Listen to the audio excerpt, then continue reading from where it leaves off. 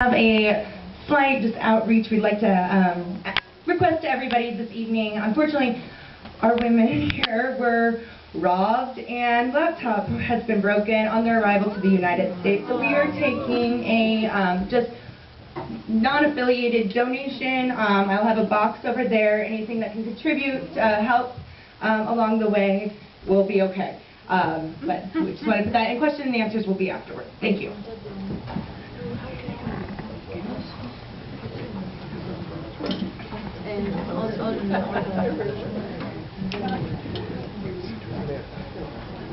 So no donation for us. We are really fine. Thank you for your love. We just need your love and your support. Can I say just something? First of all, when we started our presentation together, we took around 3 hours in this presentation. So we have been trying to make ourselves more confined with a specific time. So then we came up with this presentation, and we hope that we won't take much time because if we want to speak, each one of us would really want more than 20 hours a day. So we will just try to be focused and to present from a certain point, and then to open it for discussion. Yeah. So we are going to start. We are here going to speak about the Palestinian fragmentation and our project متحركين, which is called Movers in English. So we called it Kulthum. She said in a song, she didn't say 67, she said 20 years, but we changed it to 67 years past, and I'm still looking for a land and identity. To Palestine, take me with you. So our project will speak about identity and land fragmentation. These are our colleagues in متحركين. We are started with the FSC by a program called Palestinian Youth Together for Change with 3 organizations, one from so-called Israel Now, Baladna, and the Pal Vision in Jerusalem, and like Jerusalem and Ramallah, and the West Bank, and Shabaka, which is a Palestinian policy network. So who are we? We are متحركين, movers. Movers mean that we aspire to move freely inside of Palestine, historical Palestine, because we believe that the restrictions on movement and the freedom of movement for our nation had a lot of negative impacts on our collective national identity, and it separated us from each other. And we will discuss this fragmentation in details later. So we are 60 activists. 20 people are from inside of 48. When I say 48, I mean Israel. Okay? And we have 20 also from the West Bank, including Jerusalem, and 20 from Gaza. So we are independent Palestinian youth group. We work on one case, which is our freedom to move freely, because we seek also for a cohesion, a collective national identity. We work on a local plan, and we work on an international plan for achieving these goals. So we are going to continue. As you can see here, we have 3 pictures. To your right hand, this is the place from where Marie comes. It is Shafa Amr, which is in the Galilee. To your left, this is the place where Tamara now lives, which is Kufr Aqab, which is a place between Ramallah and Jerusalem, with its complications, which then Tamara will explain. Now, to the picture in the middle. It's from Gaza. It's from exactly the middle area of Gaza where I live. It is called Deir al-Balah, and also I will speak about this place.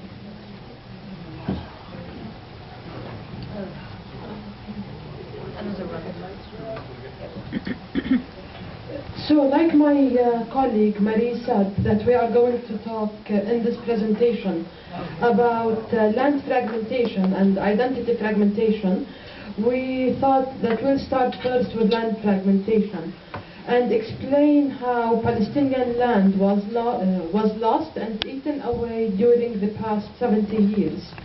Now, we thought of using this picture that you can see in this slide. This picture has four pictures inside of it. And the first picture starts in 1946, before the establishment of the State of Israel. As you can see in the green part, it resembles the Palestinian land.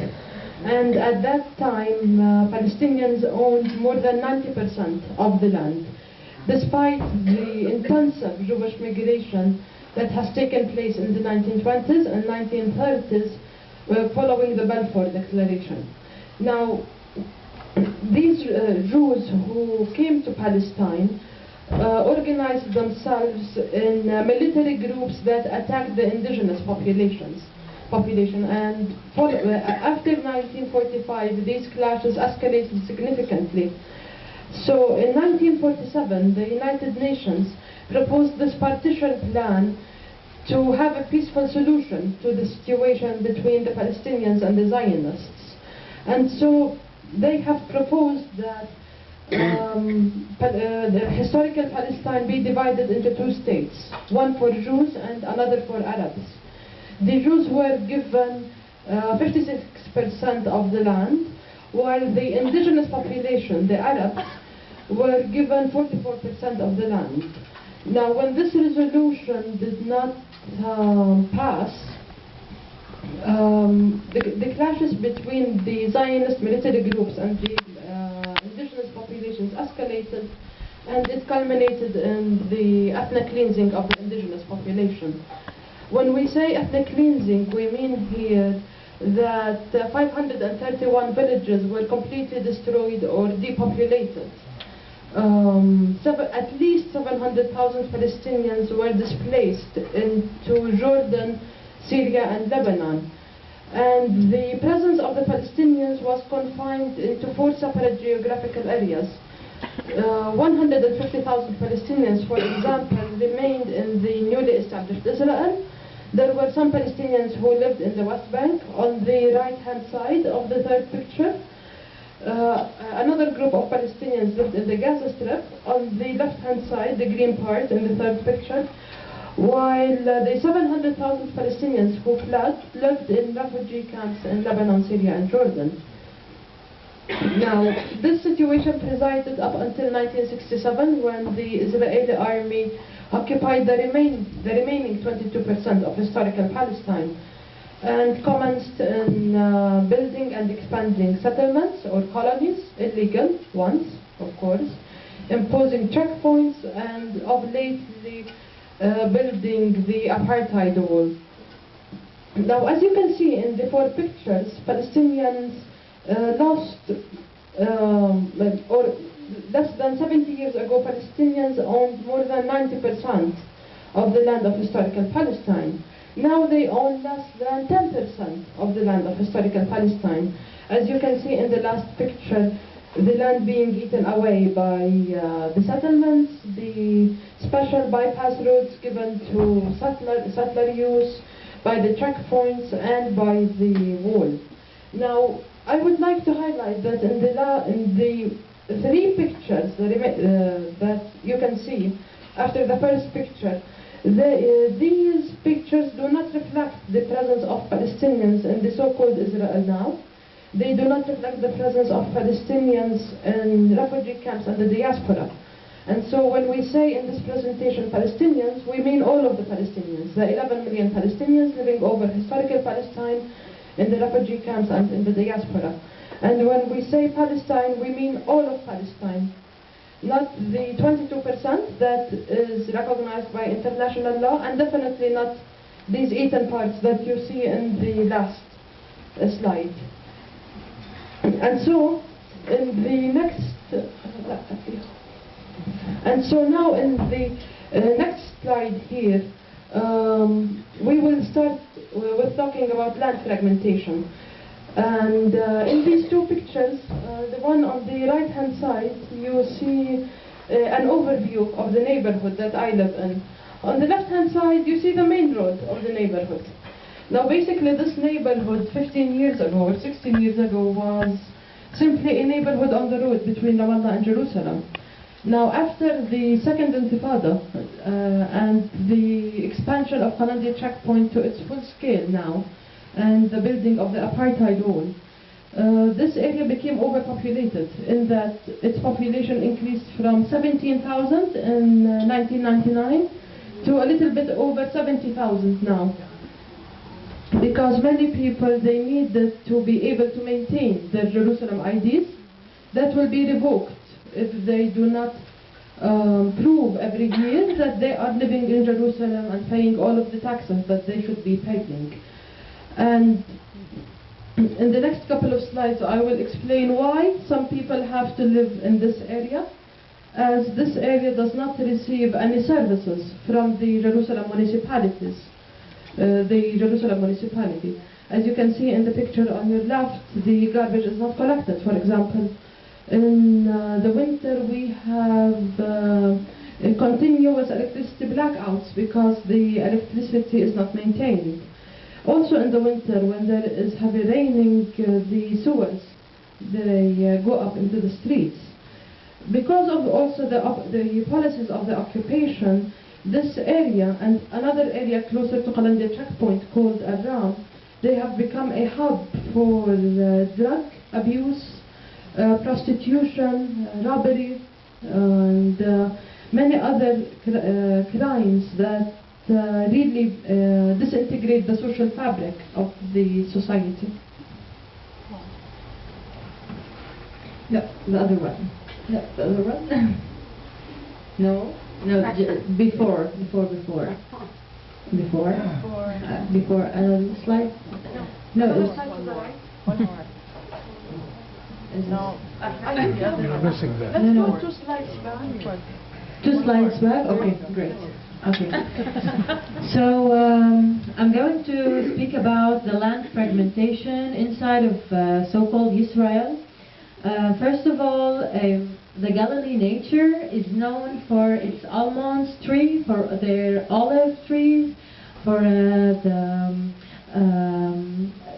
za'atar, the wild thymes. These are our nature. These are our natural plants that we have in the Galilee.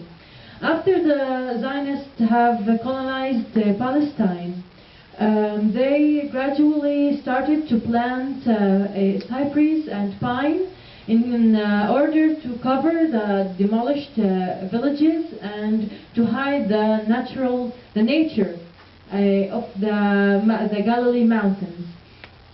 So we are like, by time we are separated from our traditional nature. And it's funny because also the wild thyme here, it's like a traditional food for us. We make a lot of like delicious food out of the wild thyme. And what happens if I want to go with my mother to the mountain to collect the wild thyme? They will call the police. The settlers that near Shifa Amr will call the police and will tell them, oh, they are collecting the thymes, the wild thyme. So we can get like a fine about like $1,000 to $2,000 just because collecting our traditional wild thymes, and they like claim because it's preserved, naturally preserved, but like really before the state of Israel it was like all over the place, and when you have the laws to preserve it, it disappears gradually. So this is the way of nature, that we are connected from our nature inside of the state of Israel. Yeah, to the trees. the trees? One back. Yep. Yes, thanks. Yeah. So this picture is taken from my city, which is called Deir al-Balah. It's in the middle of Gaza Strip. These palm trees, or Deir al-Balah, it means Deir, it means monastery, and al-Balah, it means dates. So this place is known by its, or famous by its palm trees. And we are famous by producing dates and also exporting it. So I used to grow up in this place, which is kind of rural, and you have lots of open space and green areas. Now, year after year, I see that the number of palm trees is diminishing, and these trees are disappearing simply because Gaza is a closed place. It's worse than a ghetto. People are reproducing. You have 1.8 million are living in a very small area, which is 360 square kilometer. So where shall we go? This is why you are no longer, if you are in Gaza, you are no longer able to see these trees as they used to be in such a quantity, or even to see a green area. So, for example, when I travel, or when I have the chance to travel, or when I'm allowed to get out of Gaza, the first thing I aspire for is to look in front of my eyes to see spaces. Because I feel that I want to see green areas, I want to see a space. This opens imagination for me. And also the horizons. I see that there are things, there are beautiful things in life. Now, one funny thing which has happened. Now I work in Gaza City, which is 20 minutes drive by car from this place to Gaza City. And my colleagues there, when there is the season of these dates, they would say, Aya, bring us dates. And I will be embarrassed, because we no longer grow these trees, and as I said, they are diminishing. So one day, sorry? Rotab, yeah, absolutely. So, and they would ask for ka'ek and ma'moul. So now, one day I went home, and I was so depressed, and I told my mother, what can I do? They are asking for dates, and I can't say that we don't have palm trees anymore. So she said, you don't have to say this. I will buy you some dates tomorrow, and you take it and you say it's from our farm. And she did, and also I did. Because, you know, it's so difficult when you are used to this. You feel that this is who you are, but now things are changing. Gaza is changing, not only in Deir al-Balah or in this place, the whole landscape is changing. For example, another example, I used to see my grandparents grow flowers before this siege, before 2005. Now, after this siege, and since we cannot export flowers, he is now planting pepper. Gaza used to export the best strawberry and cherry tomatoes, and now we are not allowed to. Gaza is a rich city, as it is on the coastal Mediterranean Sea, and we are supposed to fish. But we cannot go further there than 3 nautical miles, though according to Oslo Accords we are allowed to fish within 21 nautical miles. On the border with Israel also, it's the access restricted area, which also we cannot use, and farmers get shootings and detained, etc., etc. Now, I have to finish because I took much more time than expected.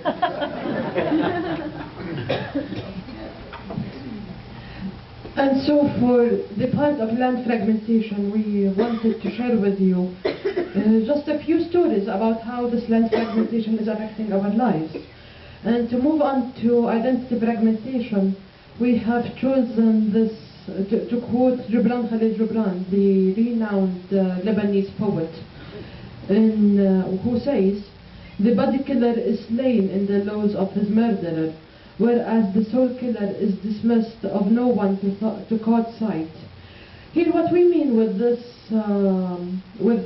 saying is that those who commit physical crimes that are punishable under the law, they are held accountable for their acts and for their wrongdoing.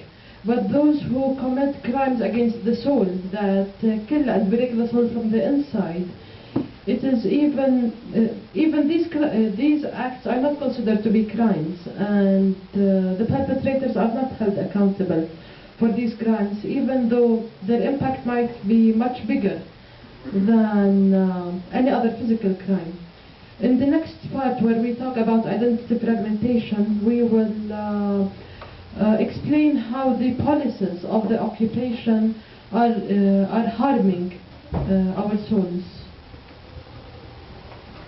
Yes, so I would like to share three stories with you about how the policies of the occupation are fragmenting my identity in Palestine. And so, in order to do so, I will go a little bit back in history and explain the identity of my family a little bit. Now, my father is originally from Jaffa, and but my grandfather, when the 1948 ethnic cleansing took place, was living in Jerusalem, and he fled during 1948 from the western part of the city to what is now considered to be the eastern part. Now, in 1967, when the remainder of Palestine was occupied and East Jerusalem was annexed, my grandfather and my father, they received Jerusalem IDs. Now, on another hand, my mother is from a village near Ramallah in the West Bank called Kobar. And when she and my father got married in the early 1980s, my father applied for reunification for 3 times so that my mother gets a Jerusalem ID. But all 3 times their application was refused. And so when my sister was born in Ramallah in 1987,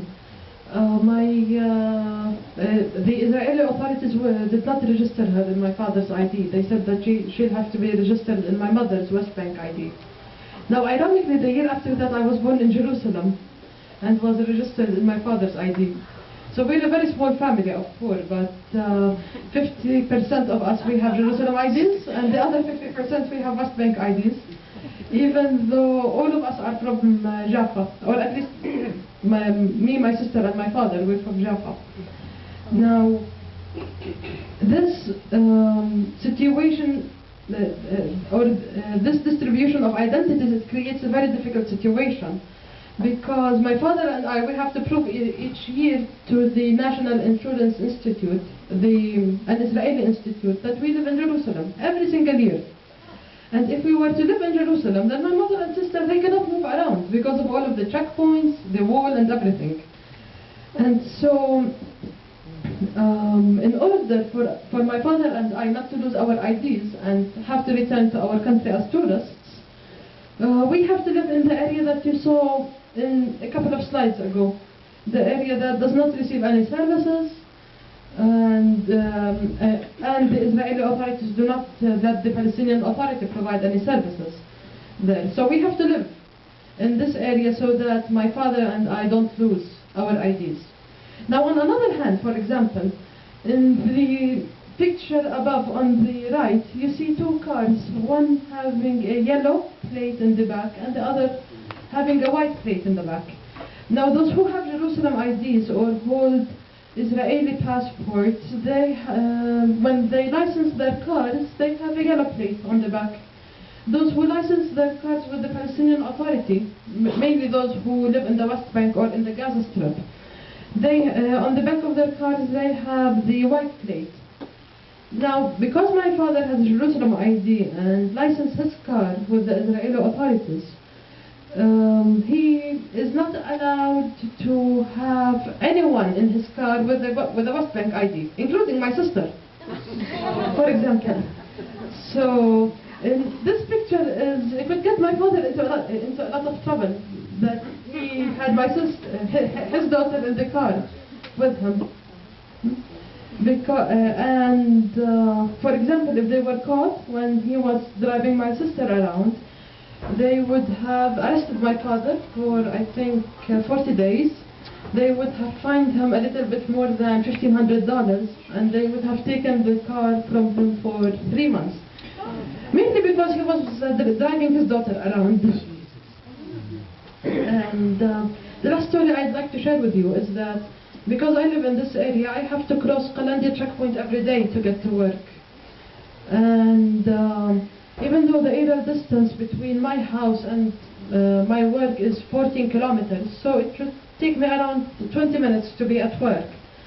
The best case scenario that I can hope for is for the road to take me 1 hour, because in the best cases it takes me 25 minutes to cross Qalandia. Now, as you can see in the picture above on your left hand side, this is how Qalandia looks like for pedestrians. In the downward picture, this is what Qalandia looks like for those who are crossing by the car. The traffic is unbelievable, and the treatment that we receive from soldiers is humiliating. If the soldier is a good one, he's only rude to you. If he wants to, if he's not a very nice soldier, then he humiliates you. They have the power to do whatever they want. They might be 18 years old, humiliating 60-year-old women who are going to Jerusalem to receive treatment, for example, because they are sick, or for any other reason they're going to Jerusalem, simply because they enjoy an impunity that they think gives them the right to treat people that way. Okay. So about identity fragmentation and what the restrictions on movement cause us. First of all, I'm considered as a minority inside of Israel, but actually I don't consider myself as a minority. I see my continuation in the West Bank, in Gaza Strip, in all of Palestine. So after establishing Israel, the Israel state is what happened. We were under a military rule. We couldn't really move inside of our town because we are suspected to be like the enemy. After that, we are till this moment we are not allowed to travel to Lebanon, to Syria, to any Arab country who is considered to be an enemy for Israel, because this will be a treason. Like we are like doing something really criminal for the state of Israel. So actually we are inside of Israel, inside of our homeland, Palestine. We are separated from the Arab world, basically. And this sign says that any Israeli entering the West Bank, it will be considered as a felony, criminal felony. So this sign is put by the Israeli government on the entrance of each checkpoint in the West Bank. So basically, we're not just separated from the Arab country, where we are also separated from our brothers, Palestinian brothers, in the West Bank, and of course on Gaza Strip. So this law is not active, but it's there. What is active is that I cannot live in Beit Jala. It is illegal for me. This law is active. I cannot fix my car. I can be in jail for 3 years if I fix my car there, and I do fix it there. So yeah, don't tell anyone. So this is the way there, and what does this create? It creates a heavy identity. I graduated from high school knowing nothing about Palestine. not even considering myself as a Palestinian because my grandfather once lived in Palestine. But knowing why I'm a Palestinian, I have nothing to have an idea about it.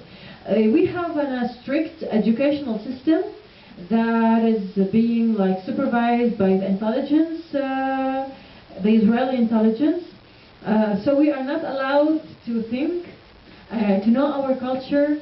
We are not allowed to read books, which are maybe we could think a little bit critical things, or to know our culture, our history.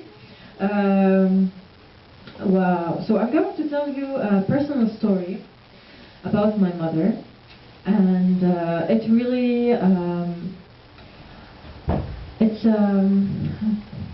it's a really hard story, sad to tell you. But my mother doesn't consider herself as a Palestinian, and nor as Israeli. She's on this in between. I'm not this, I'm not that. We don't like to really get into politics. We like just to live, to have our jobs, to get married, and that's it. Don't get in politics because you will get in trouble. You will have no life inside of Israel if you wanna do some national things. So I went back home, and in a lovely evening I told my mom, can you make me a cup of mint, hot mint? So she said, yeah, of course. So I looked at her while she prepared, and she suddenly, out of nowhere, started to sing. And the song she sang, it's called Nana. Nana, it's mint. So she sang Nana ya Nana, Akhdar ya Nana. It's about a bride that collects Nana and give it to her groom, and the groom fall in love with the bride. So my mom started singing this song, and it's a Palestinian folklore. And I didn't really know the song from my grandmother. I knew it from YouTube. But my mom, yeah, but my mom didn't really don't know how to use the computer. So I assumed that she learned it from her grandmother. So this is example of how you live your life with no meaning, and how you are displaced in your homeland. How the nature and your traditional food, your every small things have no meaning. Just you have to live it, because you will be you could be harassed and get punished from the Israeli government or the Israeli society if you practice yourself, being yourself. So I will give the mic to Aya to speak about her experience. Actually, we have many experiences, but I will stick to one thing. Now, I was born within the era of what is called the Oslo peace process. And I have been going to school, listening to our anthem, national anthem, and seeing the Palestinian flag, and seeing that, oh, you have a state, you have a Palestinian state, you have Yasser Arafat every day coming from one country, and here is your president, and everything is okay. But for someone from Gaza, it's impossible for her or him to think of going and seeing, for example, the West Bank, or what is called now present-day Israel. I hear that, or I studied the Egyptian curriculum, not even the Palestinian curriculum. It only came in 2007, a Palestinian curriculum. So I used to read and what is your capital? It's Jerusalem. But what Jerusalem look like? What Haifa look like? How these places look like? I have no idea. And then how you can say that you have a state? So it's all what I call a kingdom of illusion, a kingdom of facade that we have been living in, especially my generation. Now, it has been a dream for me to see historic Palestine. In 2006, I graduated with the GPA 98.6%. Not because I'm that much clever, but because I wanted to have high marks so that I can go and study medicine in Birzeit University, which is in the West Bank. And I got the marks, but I couldn't get the permit to go and study there at that time. So I went to study then English literature, and I graduated in 2010. And also I took the highest marks in the department, again not because I am that much intelligent, but because also I want to go and pursue my study outside. Because if I have good marks, then I can apply for a scholarship and I can see another place outside Gaza. I have been living all my life in Gaza, especially after the latest attack which happened in 2008-2009. So now I graduated in 2010. I got a scholarship to go and study in the UK for 1 year. And while I was there, during the Easter, my colleagues were organizing for a trip to the West Bank and to present-day Israel. So I said, I will go with you. They said, yes. So I said, but how can it be? Maybe it would be difficult. But I said, no. And I was naive. Because I said, oh, I have a student visa. It's a British student visa, so at least I can go with them. And it's the Easter, and they would know that I will get back to complete my degree. So they told me that, no, you are from Gaza, you can't go. So they went to the West Bank and to present-day Israel, and I couldn't. And at that moment, I realized that I can go to any place in the world except this place which is called Palestine, which is, here is the border, here is Gaza, you have the checkpoint which is called Erez, and I can see present-day Israel, but I cannot put my feet there. So you can see, you can go to Australia, New Zealand, but this place which you cannot see, you cannot get in. So I returned to Gaza, and then in 2012, this was the project with the AFSC, about Palestinian youth, and I said yes, good chance to try. And in 2014, there was a national meeting for all Palestinians in Jericho, in the West Bank. And AFSC, as an American organization, they applied for 7 of us from Gaza to get permits to go to attend the national meeting in Jericho. And after a long process, they approved only 2 permits. And I was among these 2. Okay, I won't go into details about my feelings about this process. So I said, okay, now the dream is going to be realized. And I know that I am privileged because other friends and colleagues at my age, it's impossible for them. So I went to Erez, which is the checkpoint, if you can get back, yeah. Here is the picture. So here is the last point in Gaza, and then you have to walk this long road, which takes around 20 minutes walking. You walk by yourself.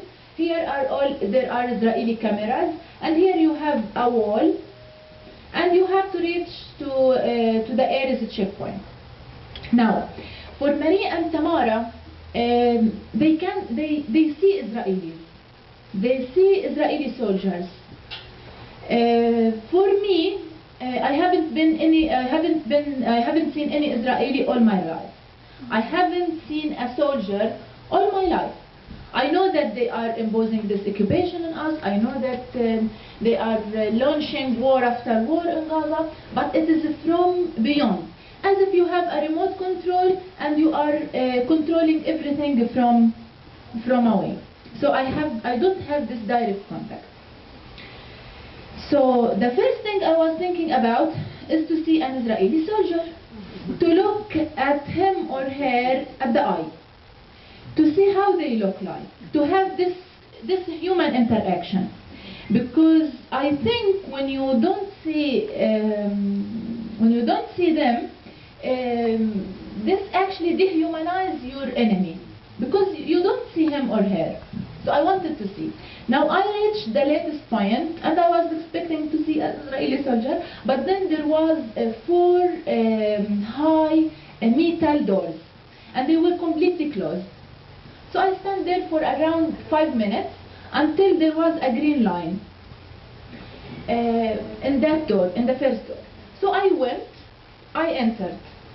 Then again, I couldn't see any person. There are no human beings.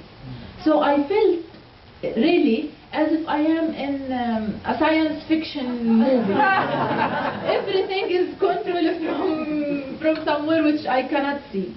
So now going through one door to another door, all by green line, and entering beeping machines. Then you get to a very small place, which is like animal pens, also metal, and it opens also with green line. So you stand there until the door opens with green light. Now some people who were there, they went in that direction. The door opened from one direction, but for me it opened in this direction. Oh, even before, I didn't tell this. Before this, in the beeping machine, you have to stand like this, and to raise your hands like this. And then, for me, this is my first experience. I haven't been to such experience, so you have to do this. And there is no person to tell you what to do. So there is just this microphone, which she speaks in Hebrew, and I don't understand Hebrew, or broken Arabic, and she is shouting. So I started to look from where. Then there was, from above, there was this glass window, and behind it there was this soldier who is pointing the gun like this. Yeah, from behind the glass. And the 3 soldiers sitting on their computers and directing everything. So okay, now in the animal pens, I went into this direction. And again from one room to another. Then I entered a room which was completely closed. There was only one chair, so I sat on the chair for around 25 minutes. Then again a green line appeared, and the door opened, and I entered. There was an Israeli soldier. She was sitting behind also a glass window. So she asked me to take off my clothes completely. Yes. And I did. I didn't expect that it would be such humiliating. Because this is the first time in my life that someone asked me to do something which I didn't expect, or which I don't want to do. When I get out, of course, I started crying because it was really difficult for me. And this was the experience within Erez checkpoint. Now, when I met my friends inside West Bank, when I started to see Palestine, I went to Haifa and went crazy, like diesel, everywhere. Yeah. When I returned back, and I won't go into details about my feelings there, when I went back, I wanted to write about this experience of laughter, of enjoyment, my perception of Jerusalem, etc., etc. But then, this was in June 2014. But Israel didn't give me much time, because in July, they launched this latest summer attack, which continued for 51 days of continuous bombing, and I had to write a different story. So I wrote about surviving under this attack. And we were busy writing calls to the international community to take to the streets and to protest against the killing of us in Gaza. Now, what can we do returning to to our project as a Palestinian youth, we decided that we want to work on boycotting HB. Now, why HB? For these reasons, which I will explain now. Now, there is what is called the Basel system. And this system is a biometric access control system, which includes a permit system for Palestinians installed in Israeli military checkpoints in the occupied West Bank and Gaza. So as you can see here down, there is this card, magnetic card. When you put in the machine at the checkpoints, if any Israeli checkpoint, it shows all your details. So, to your information, this system, the Basel system, which HB provides for Israel, it was financed by the US. Now, the second reason is related to services and technologies to the Israeli Army and Navy. HB provides technologies to the Israeli Army and also to the Israeli Navy, which now enforces the blockade of Gaza since 2007. And to your information, this contract was signed in the US, and most of the payment to the company also from the US military aid money. The reason number 3 why we are asking for boycotting HB is because of the services and technologies which HB provides to the Israeli prisons. And if we wouldn't talk about prisoners, Palestinian prisoners who are now in the Israeli prisons, this is another story. People now for more than 30 years are still in the prison. So even their children, they don't know or they don't see how their father is growing or what he's doing. Now, reason number 4, the services to the illegal Israeli settlements or colonies which are in the West Bank. HB provides services to Bitar Elit, which is an illegal Israeli settlement in the occupied West Bank. Also, HB provides services and technologies to other big Israeli settlements in the West Bank, which are Modi'in Elit and Ariel. Also, HB provides regarding the national ID and the registries. In 2008, HB signed a contract with the Israeli Ministry of Interior for the production and manufacturing of biometric IDs for Israeli residents, including the Palestinian residents of Israel and occupied East Jerusalem. Since 1997, the company operates the Tel Aviv system, the Israeli database of the entire population registry for the Population, Immigration, and Border Authority. So for all these reasons, we have an international campaign to boycott HB because it is complicit in what Israel is doing and in the military acts of Israel. Now, the latest slide, activists in the US and Palestinian youth, how can we support each other? From my perspective, and this is something personal, I think that what is effective nowadays is to advocate and to promote the work of the BDS movement, which is boycott, divestment, and sanctions. We call upon the international community to boycott Israel and to impose sanctions on Israel and to divest from Israeli companies until it complies with the international law. Now, the BDS movement has 3 objectives, and all enshrined within the international community. The first objective is to end the Israeli occupation in 1967. The second objective is to end the discrimination against Palestinians who are living inside Israel. The third objective is to respect and implement the right of return of Palestinian refugees according to the United Nations Resolution 194. Now, as long as these objectives are achieved, then there is no need to boycott Israel. We cannot depend on our governments. We have to do it ourselves. The international community, and when we say the international community, we don't mean people like you, we mean governments, are supporting Israel. This is why we are saying that we the people, we have to hold Israel accountable to its crimes by imposing this system of boycott.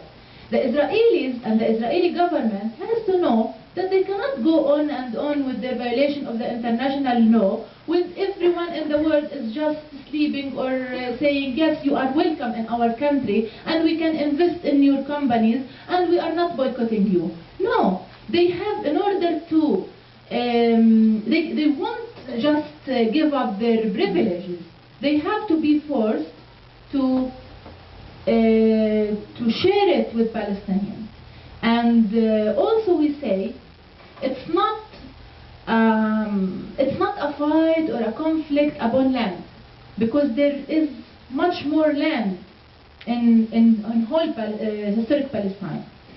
But it's a fight to achieve equality and peace. And when we say peace, we mean peace with justice. You cannot just say peace without achieving justice.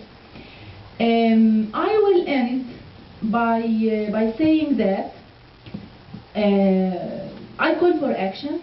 I call for BDS because Israel is putting millions and millions of dollars in order to fight back what we are doing within the BDS movement. And for my political vision, I look forward, or I dream, to see a one democratic state in Palestine, secular state in Palestine for all its citizens. Maybe Tamara and Marie would also like to add to this.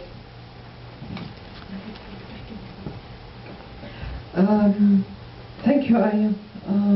I agree completely with Aya, and I would like also to add that following this latest aggression on Gaza, the call of the BDS movement has prompted thousands of human beings and human rights activists to take to the streets demanding the end of the aggression on Gaza. This has made their government pledge $5.4 billion to Gaza.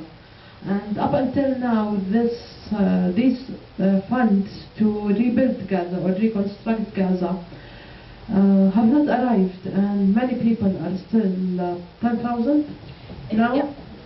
There are more than 10,000 Palestinians still living in shelters, in schools, or in houses that are not repaired, houses that have been bombed. And even though this aid money is very important in order to rebuild Gaza, but there are no guarantees that would guarantee that Israel will not bomb Gaza again and demolish Gaza again and will not do the same or do worse to Palestinians. And so I think that it is up to us as human beings to do something about this, because these governments, that if they are at least not complicit with the actions that Israel is inflicting on us as Palestinians, they are at least complacent. And these governments, they do not realize that they derive their legitimacy from their own people and from the people who vote for them. And so if those people who took to the street and those people who believe that human rights belong to every human being and not those who are strong enough to claim them, then something can be done. For example, back in, I think, the 1970s or maybe the 1960s, in Turkey, when the workers' unions were not representative of the interests of the workers in Turkey, the workers in Turkey themselves, they established alternative leadership that expressed and fought for their interests and represented them better. Now I think that these governments, powerful governments, I think that it is difficult to change their standing on the situation in Palestine. because they have interest in keeping Israel strong and as it is. But I think that it is up to us as human beings who believe in human rights that we push them to and lobby them to change their foreign policy by creating a leadership that is representative of human rights and that gives equal treatment to all human beings in the world, especially governments that represent strong nations and wealthy nations. You guys, I know that you are standing on the right side of history. I think it is about time that world governments start doing the same.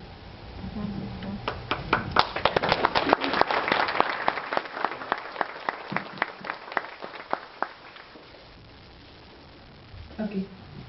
I feel like my beautiful colleagues have covered everything, but I want just to say that we are still alive. The Palestinian nation is alive, and we want to continue like this. And we want to spread awareness about our right to be a nation, not just some kind of kilometers and some kind of concept that is called State of Palestine, which has no authority, has nothing actually. So I really want to, in your speeches, in your discourses, speak about Palestinians as a nation. Speak about us. Don't speak about Palestinians just like in one part of Palestine. No, we have to change this. We have to change this because we have to change it to all Palestinians, even Palestinians. I mean, also in the diaspora, Palestinians in the refugee camps. We shouldn't forget about our refugees because they are the main core of our case. Yeah. Okay, so we can open now the session for questions. If anyone has questions.